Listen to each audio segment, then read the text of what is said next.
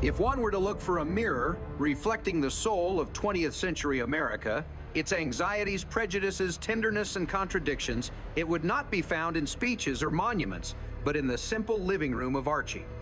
Bunker. By the 7th season of All in the Family, the Bunker household had become more than a sitcom setting.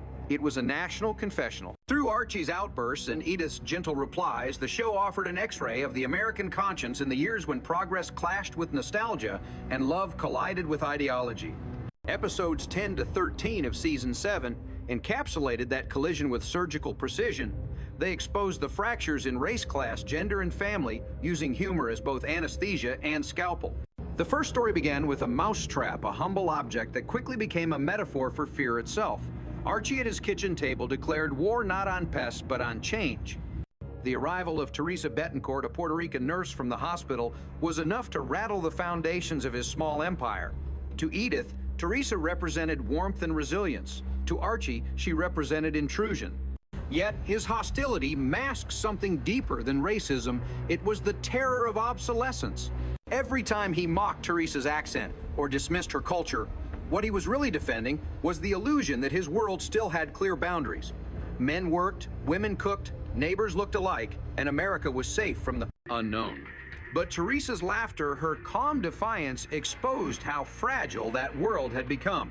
When she called him Poppy, he heard both affection and mockery, unsure whether to feel flattered or threatened. The brilliance of the episode lay in that ambiguity. Archie was not a monster, but a man whose pride and ignorance fought for survival in a world that no longer spoke his language. The dinner table became the arena of his defeat.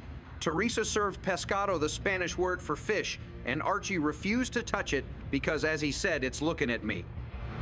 His complaint was comic, but it disguised something profound, an unwillingness to look back at the world that was already looking at him differently. In his refusal to taste the new, we saw the entire psychology of cultural resistance, the same impulse that fuels xenophobia and nostalgia alike. When Teresa's brother arrived later and Archie, mistaking him for a violent lover, stepped in to defend her, the story twisted into irony. His prejudice had prepared him for an imaginary enemy. Reality, as always, made a fool of him. Yet when he was punched, he didn't retaliate. For all his bluster, Archie had a strangely moral core, a working-class decency distorted by the noise of his times. Teresa forgave him, and her forgiveness more than any lecture dismantled his pride. The show's genius was its refusal to humiliate him completely. Instead, it let him remain human in his confusion. Prejudice, it suggested, was not simply hatred. It was habit learned through decades of fear, softened only by contact and humility. The following episode, centered on baby Joey's birthday, shifted the battleground from race to generational ethics. A near-death accident on the subway forced Mike and Gloria to confront an uncomfortable question: who would raise their child if they both died? The debate that followed was a sociological X-ray of the American family in transition. Archie, embodying the post-war patriarch, saw guardianship as a right earned by blood and sacrifice. Mike and Gloria, products of the 1,962nd skepticism, viewed it as a responsibility defined by values, not lineage. "You want your father to raise Joey?" Mike asked in disbelief. "I wouldn't trust that man to raise a window." That line captured the essence of the generational divide Archie's authority was inherited.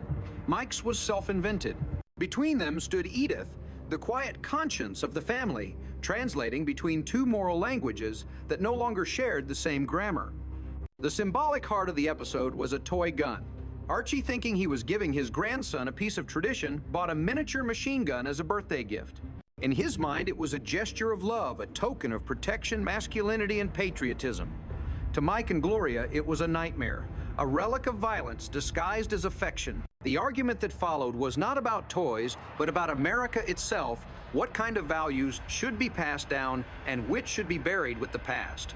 Archie's fury when his gift was rejected was less about the object than about the loss of cultural continuity. "You mean we ain't fit to raise our own grandson?" he shouted. That question was both literal and existential. For the first time, Archie realized that his version of morality might die with him, and that realization for a man who had built his entire identity on providing and protecting was more terrifying than death itself. What made the episode powerful was its refusal to moralize. It didn't paint Archie as evil or Mike as righteous. It showed how both were victims of their own certainties. Mike in his liberal confidence was blind to the tenderness behind Archie's mistakes. Archie in his conservative stubbornness mistook rebellion for betrayal. The family's argument over guardianship was in essence America's argument with itself, a debate between progress and belonging, between new ethics and old loyalties. When Gloria later revealed that their chosen guardians, Al and Trudy, were far from perfect, the idealism of youth collapsed into the absurd. "We'll make an anti-dying pact," Gloria laughed, mocking their own anxiety. The humor was dark, but telling. Even the enlightened generation, for all its theories and causes, was just as frightened of mortality and uncertainty as the one before it. A few evenings later, nostalgia came knocking in the form of Bummy Fensell and his wife Dolores Mancini, ghosts from Archie's youth. What began as a friendly dinner turned into a psychological autopsy of male vanity.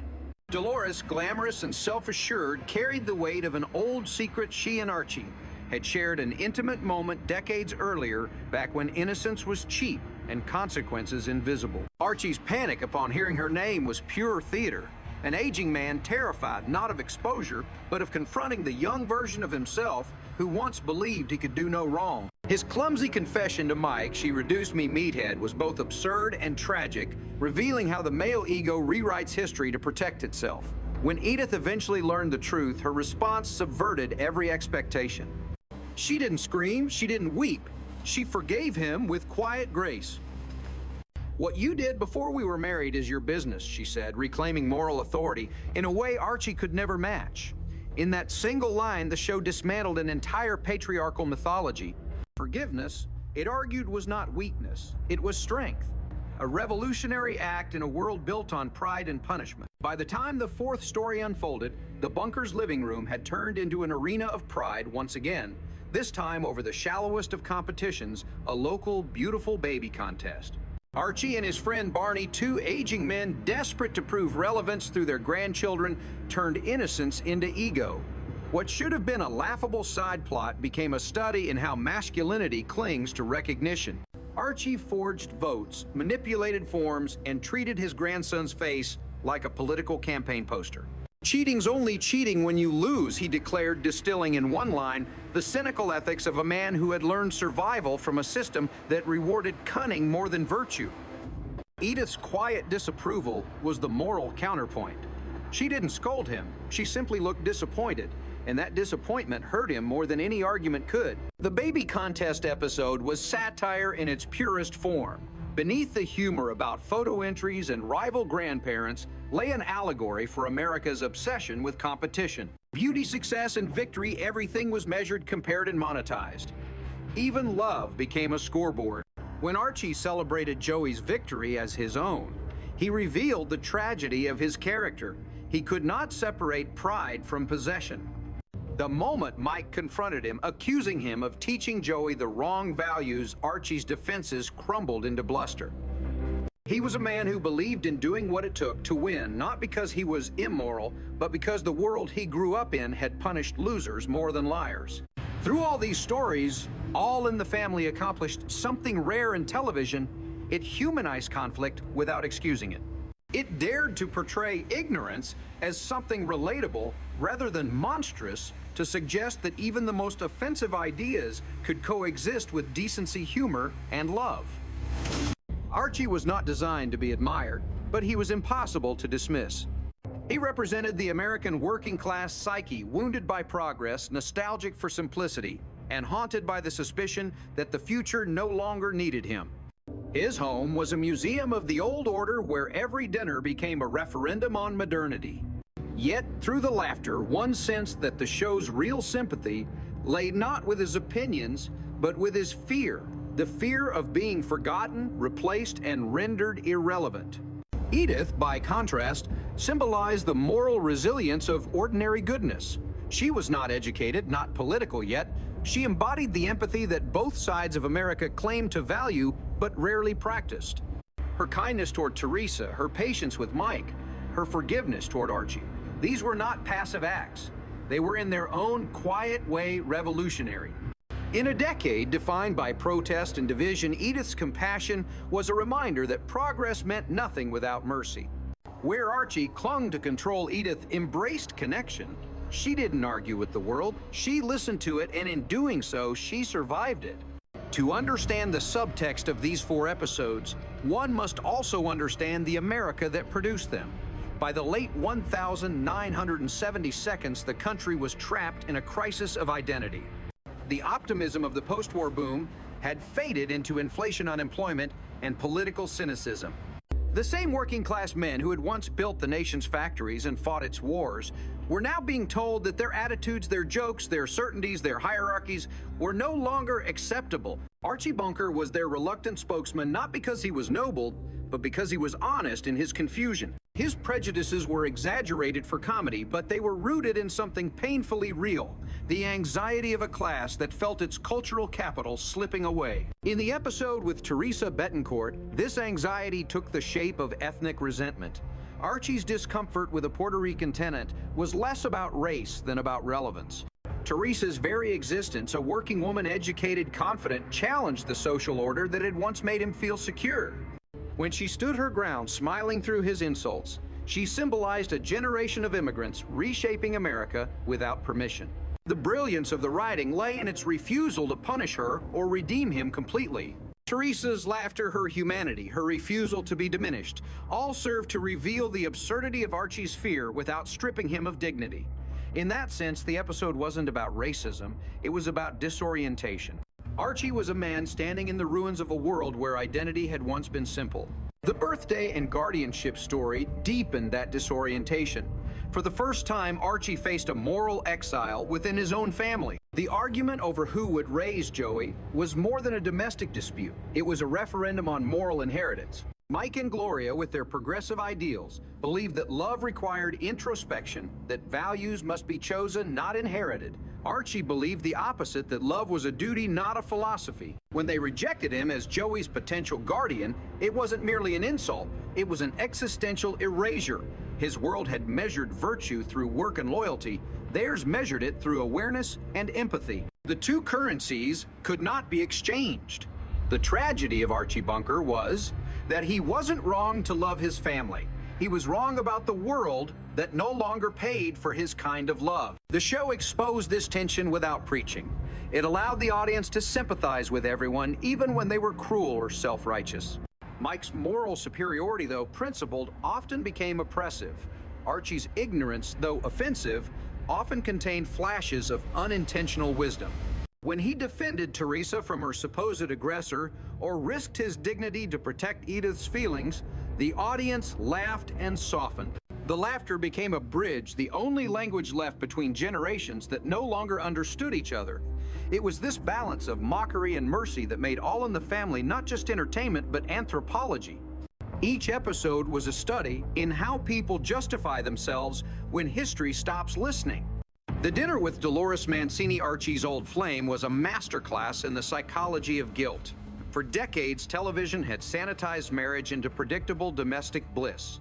This episode broke that illusion with surgical honesty. Archie's affair, or near affair, wasn't about lust. It was about memory. Dolores represented the youth he had lost, the charm he never really had, the freedom he secretly resented Edith for taking away. When she reappeared confident and forgiving, Archie was forced to confront a version of himself he no longer recognized. His panic wasn't fear of exposure, it was shame at how ordinary he had become. Yet the emotional climax belonged not to him, but to Edith. Her quiet acceptance dismantled every stereotype of the submissive wife. "What you did before we were married is your business," she said, drawing a moral line that Archie, for all his authority, had never been capable of drawing himself. In that moment, she became the show's moral anchor, the embodiment of a virtue America had forgotten: grace without self-righteousness. By the time the Beautiful Baby contest unfolded, the series had turned full circle from social commentary to allegory.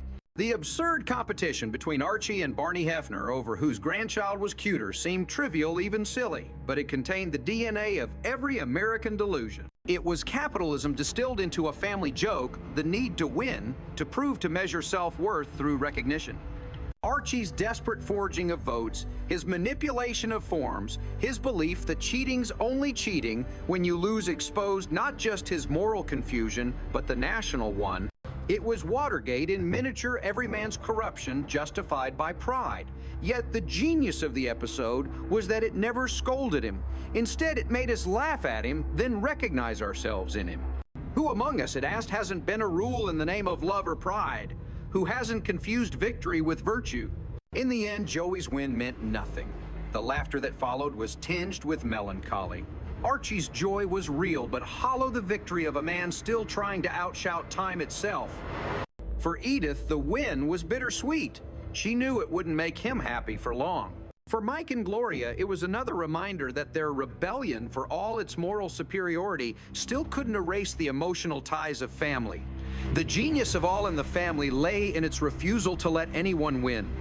Every moral victory was followed by embarrassment, every argument by laughter. It was the comedy of democracy itself, a country forever arguing with itself and pretending that laughter equals understanding. Taken together, these 4 episodes form a mosaic of late 20th century American life. They document a society caught between guilt and progress, where love competes with ideology and decency, struggles to breathe under the weight of pride. Archie Bunker, in all his contradictions, became a national metaphor, a man whose bigotry was inseparable from his vulnerability, whose ignorance was inseparable from his longing to belong. He wasn't evil, he was exhausted. The America he knew had promised simple answers, but the world around him now demanded questions he wasn't equipped to ask. Through him, the show revealed the truth that progress is not a straight road, but a loop. Each generation rebels against the last, only to reproduce the same fears in a different language. Edith, on the other hand, emerged as the moral future of the show. Where Archie clung to certainty, she embraced ambiguity. Where he demanded obedience, she offered empathy. She was, in essence, the conscience of a changing America, tolerant, kind, and endlessly forgiving. Her strength lay not in defiance, but in endurance. She taught the audience that goodness was not about being right, it was about being human in the face of anger, disappointment, and absurdity. Through Edith, the show reminded viewers that real progress is not measured in laws or slogans, but in how gently we treat one another when we disagree. By the final scene, the Bunker's living room had become a shrine of contradictions. Archie sat in his chair holding a newspaper, pretending not to care that the world was leaving him behind. Edith hummed a song in the kitchen, a melody of domestic peace that somehow survived every argument.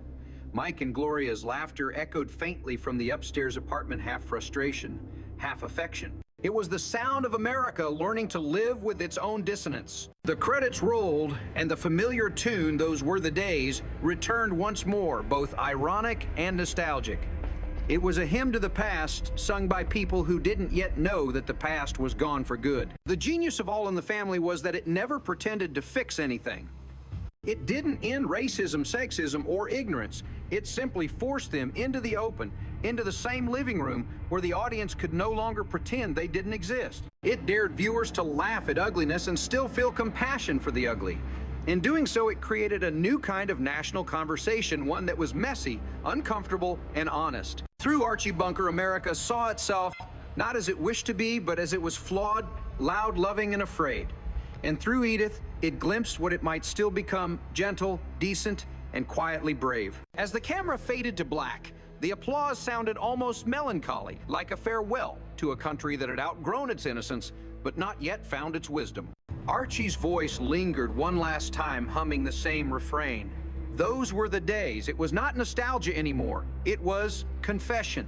Those were the days when ignorance could still laugh at itself, when families could argue without disowning one another, when television could hold a mirror to a nation and say, without apology, "This is who we are." The laughter that followed was uneasy but necessary. It was, in the truest sense, the sound of a country growing up.